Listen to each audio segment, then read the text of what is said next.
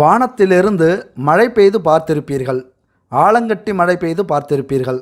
ஆனால் கற்கள் மழை போல கொட்டி பார்த்திருக்கிறீர்களா?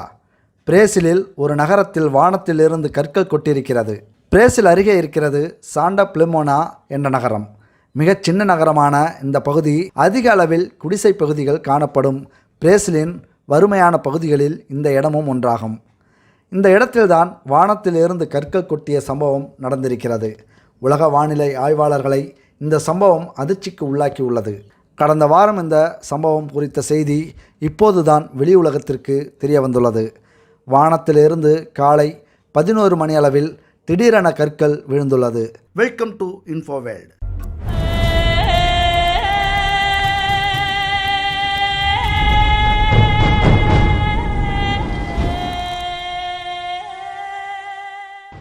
கருப்பு நிறத்தில் நிறைய கற்கள் அடுத்தடுத்து மக்கள் மீது விழுந்துள்ளது. சில கற்கள் வீடுகள் மீதும் கார்கள் மீதும் விழுந்துள்ளன. 100க்கும் அதிகமான கற்கள் இப்படி வானத்திலிருந்து விழுந்துள்ளது. ஒவ்வொரு கல்லும் 10 சென்டிமீட்டர் அளவும் 300 to 200 கிராம் எடை கொண்டு உள்ளது. இந்த கற்கள் விண்கல் ஒன்றின் உடைந்த பாகம் என்று கூறப்படுகிறது. இந்த கற்கள் 4.6 பில்லியன் வருடம் பழமை வாய்ந்த கற்கள் என்றும் கண்டுபிடிக்கப்பட்டுள்ளது. 4.6 பில்லியன் வருடம் பழமை வாய்ந்த விண்கல் ஒன்று பூமியின் வளிமண்டலத்திற்குள் நுழைந்து வெடித்து இப்போது கற்களாக வானத்திலிருந்து விழுந்துள்ளது. மொத்தம் 40 கிலோ கற்கள் இப்படி விழுந்துள்ளது. இது மிகவும் அரிதானது. உலகில் வரும் 1.1% விண்கற்கள் மட்டுமே இப்படி இருப்பதாக கூறுகிறார்கள். இதன் மதிப்பு $26,000 என்று கணிக்கப்பட்டுள்ளது. ஒவ்வொரு கல்லும் பல லட்சம் ரூபாய் மதிப்பு இருக்கும் என்கிறார்கள். இந்த கற்களை அங்கிருக்கும் விவசாயிகள் பலர் எடுத்துள்ளனர். மக்களிடமிருந்து இந்த கற்களை பல லட்சம் ரூபாய் கொடுத்து வாங்க அரசு முயன்று வருகிறது. இதை அதிர்ஷ்ட கற்கள், எங்கள் வறுமை இதனால் போகப் போகிறது என்கிறார்கள் அந்த பகுதி மக்கள்.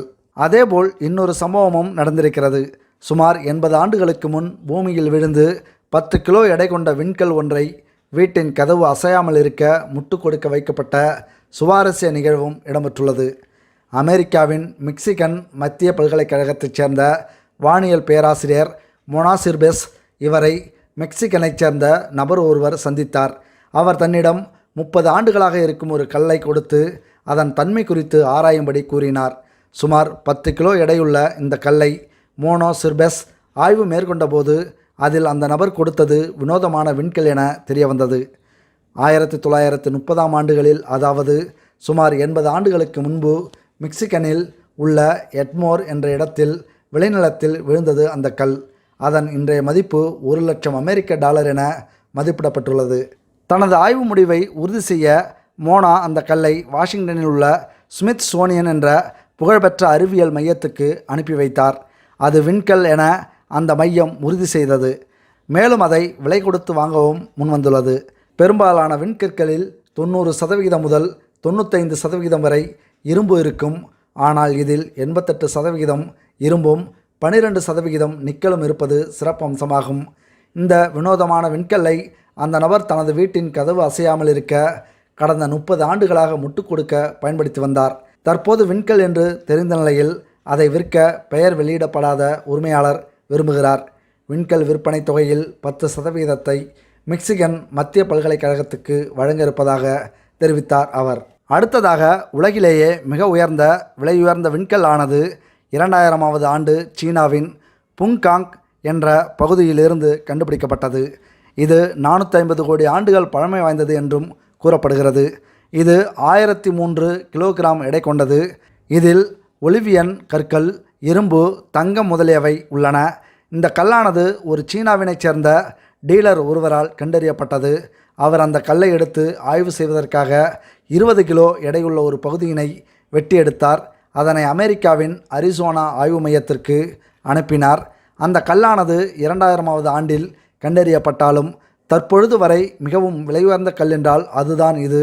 மிகவும் அதிக எடையுள்ள இந்த கல்லில் பல தங்கங்கள் ஒட்டியுள்ளன. இதனால் இது மிகவும் விலையுயர்ந்ததாக கருதப்படுகிறது. இந்த கல்லானது தற்பொழுது வியன்னாவில் உள்ள நேச்சுரல் ஹிஸ்டரி ஆஃப் மியூசியத்தில் வைக்கப்பட்டுள்ளது. துருக்கியில் உள்ள ஒரு கோவிலின் புகழ்பெற்ற பண்டைய சின்னங்களை ஆராய்ச்சியாளர்கள் மொழிபெயர்த்து 13 ஆண்டுகளுக்கு முன்னர் நடைபெற்ற ஒரு அழிவுகரமான வால்மீன் தாக்கத்தின் கதையை தற்போது வெளிப்படுத்தி ஆச்சரியத்தையும் அதிர்ச்சியையும் ஏற்படுத்தியுள்ளனர். அந்த காலகட்டத்தில் இருந்த சூரிய குடும்பத்தை கணினி உருவகப்படுத்தலின் உதவியுடன் இந்த நிகழ்வை குறுக்கு சோதனை செய்தபோது கிமு 10,950 ஏற்பட்ட ஒரு வால்மீன் தாக்கத்தை இந்த சிற்பங்கள் விவரிக்க முடியும் என்று 2017 ஆராய்ச்சியாளர்கள் பரிந்துரைத்தனர். அதே காலகட்டத்தில் ஒரு சிறு பனியுகம் தொடங்கி நாகரிகத்தை அப்போதைக்கு மாற்றியமைத்தது. யங்கர் டயர்ஸ் என அறியப்படும் இந்த சிறு பனியுகம் சுமார் 1000 ஆண்டுகள் நீடித்த நிலையில் இது மனித குலத்திற்கு ஒரு முக்கியமான காலகட்டமாக கருதப்படுகிறது. ஏனெனில் அந்த நேரத்தில் விவசாயமும் முதல் கற்கால நாகரிகங்களும் எழுந்தன மற்றும் புதிய குளிர்ந்த காலநிலைக்கு முக்கிய பங்கு வகித்தன. மேலும் இந்த காலகட்டம் கம்பிளி மம்மூத்தின் அழிவுடன் இணைக்கப்பட்டுள்ளது. ஆனால் யங்கர் டயர்ஸ் காலகட்டம் முழுமையாக ஆய்வு செய்யப்பட்டிருந்தாலும் அந்த காலத்தை தூண்டியது எது என்பது தெளிவாக தெரியவில்லை. வால்மீன் தாக்குதல் முன்னணி கருதுகோள்களில் ஒன்றாக இருந்தாலும் விஞ்ஞானிகளால் அந்த காலகட்டத்தைச் சேர்ந்த வால்மீன் பாகங்களின் ஆதாரங்களை கண்டுபிடிக்க முடியவில்லை. இங்கிலாந்தின் எடின்பர்க் பல்கலைக்கழகத்தைச் சேர்ந்த குழு உலகின் மிக பழமையான கோயில் என்று நம்பப்படும் தெற்கு துருக்கியில் உள்ள கோபெக்லி டெப்பில் உள்ள இந்த சிற்பங்கள் வான்மீன் தாக்குதல்தான் யங்கர் டயர்ஸ் காலகட்டத்தை தூண்டியது என்பதற்கான மேலதிக ஆதாரங்களை காண்பித்துள்ளது. இந்த ஆராய்ச்சி வட அமெரிக்க கண்டம் முழுவதும் பரவலாக பிளாட்டினம் ஒழுங்கின்மையை கண்டறிந்ததோடு யங்கர் டயர்ஸ் காலகட்டத்திற்கு வால்மீன் தாக்கம் காரணமானது என சாதகமாக இந்த வழக்கை குறிப்பிட்டுள்ளது என்று முன்னணி ஆராய்ச்சியாளர் மார்ட்டின் ஸ்வெட்மேன் தெரிவித்துள்ளார். எங்களது பணி இந்த ஆதாரங்களை வலுப்படுத்த உதவுகிறது.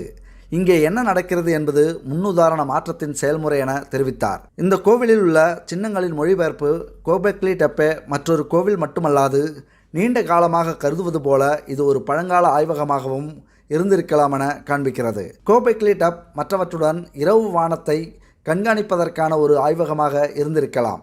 அதன் தூண்களில் ஒன்று இந்த அழிவுகரமான நிகழ்வின் நினைவு சின்னமாக செயல்பட்டதாக தெரிகிறது. பனியுகத்தின் முடிவிற்கு பிறகு வரலாற்றில் மிக மோசமான நாள் அது என்று ஸ்வெட்மேன் பத்திரிகையாளர் சங்கத்திடம் தெரிவித்தார். கோபெக்லி டப் கிமு 9000 கட்டப்பட்டதாக கருதப்படுகிறது.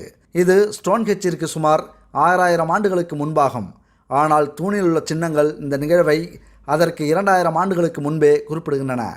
இந்த சிற்பங்கள் கழுகுக்கல் என்று அழைக்கப்படும் ஒரு தூணில் காணப்பட்டன மற்றும் வெவ்வேறு விலங்குகளை கல்லை சுற்றி குறிப்பிட்ட நிலைகளில் காண்பிக்கிறது. இந்த சின்னங்கள் நீண்ட காலமாக விஞ்ஞானிகளை குழப்பிக் கொண்டிருந்த நிலையில் ஸ்வெட்மேனும் அவரது பொறியியலாளர்கள் குழுவும் உண்மையில் வானியல் விண்மீன்களுடன் ஒத்திருப்பதையும் பூமியை தாக்கும் வால்மீன் தூண்டுதலின் திரள் ஒன்றை குறிப்பிடுவதையும் கண்டுபிடித்தனர். கல்லில் தலையில்லாத ஒரு மனிதனின் உருவம் மனித இன பேரழிவு மற்றும் தாக்கத்தை தொடர்ந்து விரிவான உயிரிழப்பு ஆகியவற்றை குறிக்கும் என்று கருதப்படுகிறது. இந்த சிற்பங்களின்